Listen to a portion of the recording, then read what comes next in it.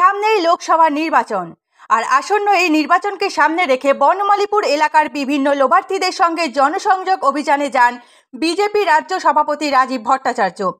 কেন্দ্র ও রাজ্য সরকার থেকে কি সুযোগ সুবিধা পেয়েছেন বা কারা কারা সুবিধে পাননি, কিভাবে পেতে পারেন সেই সব সুবিধে, এই বিষয়ে কথা বলেন সাধারণ মানুষের সাথে।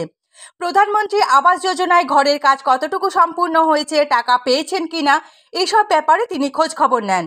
এদিন 9 নম্বর বনমালীপুর বিধানসভা এলাকায় 23 নম্বর ওয়ার্ডে বাড়ি বাড়ি যাচ্ছে বিজেপি রাজ্য সভাপতি রাজীব ভট্টাচার্য। দেখুন, আমাদের একটা কর্মসূচি সারা ভারতবর্ষেই ভারতীয় জনতা পার্টি নিয়েছে। যারা লাভার্থী, এই লাভার্থীদের সঙ্গে জনসম্পর্ক করা এবং তাদের মতামত প্রকাশ করা, কেন্দ্রীয় সরকার এবং রাজ্য সরকারের গৃহীত প্রকল্পগুলি সেগুলি বাস্তবায়নের ক্ষেত্রে তারা কতটুকু লাভ পেয়েছে, কতটুকু সুবিধা পেয়েছে এবং সেগুলি পাওয়ার ক্ষেত্রে তাদের কোনো রকম অসুবিধা হয়েছে কিনা সেই সম্পর্কে খোঁজ খবর নেওয়া আমাদের মূল উদ্দেশ্য। এবং এটা সারা ভারতবর্ষেই এই লাভার্থী জনসম্পর্ক অভিযান চলছে। আমাদের এই ত্রিপুরা রাজ্যেও, সারা ত্রিপুরা রাজ্যে সমস্ত জায়গায় আমরা এই লাভার্থী জনসম্পর্ক অভিযান করছি।